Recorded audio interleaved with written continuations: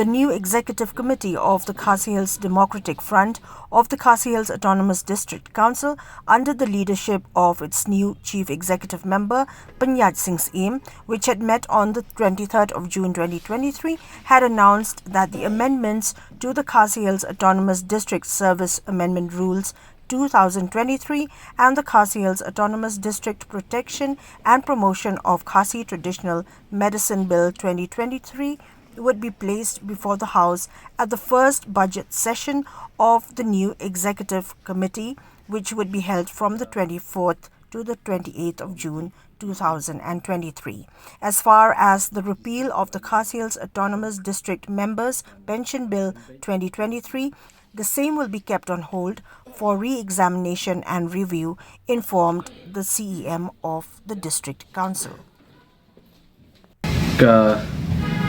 Executive Committee meeting ke Beningkong jong ke KHADC ke layo ban Shong ban penbet ke babun teli ki kam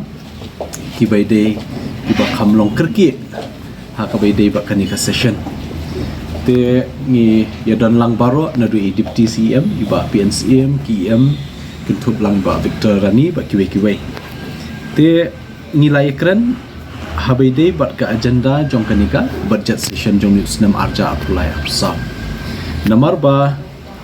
dang shushimti ya kanika kam tingi suthu ba kadon ka jingdon kam kerki ban wara ka budget session banam kata ya ka nono ka jingtre kam jong ka ki department ki ba pair council ni sodai bakat kum ka jingbet jong ka office jong chairman lakhot ban penlong ka budget session lashai ka singi ka arpu sauterik bat kan kut ha ka arpu ratarik bat ha ka ni ka budget session nganam batai lut ya baro ki details nomor ngimpat long man batai ha onda hadut dalam place lashai ka singi ha ka house te kindiat katu kat ni ki jingdon kam ki bangi kwa ban pentip chapi ba wat la dang tang katu kan isngi bangi shimti ya kan ni ka isi ka batumai habaide ki bills ki badon kam lawan ra ia ka consideration jongka Khasi Hills Autonomous District Council Service Amendment Rules jongka arjar arpulai kani ka amendment jongani ka Council Service Rule kaya day bat kajing wanra amendment habide ban pen kio Yakarta yo kam yo jam nam ta kinuki applicant hakanika office ke jungi ka bamut nginra bekat kumba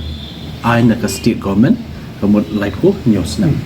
ka amendment hagbede ba ka Khasi Hills Autonomous District Protection and Promotion of Khasi Traditional Medicine first amendment bill arjar apulai kani ka amendment kan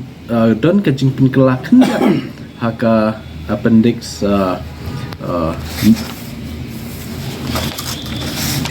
haka appendix D kaba yadai baka certificate lani ka sernot ya kini kinong aidawai ni icon bat aidawai kan bat khasi idon jingpen kelak dan iban kamlong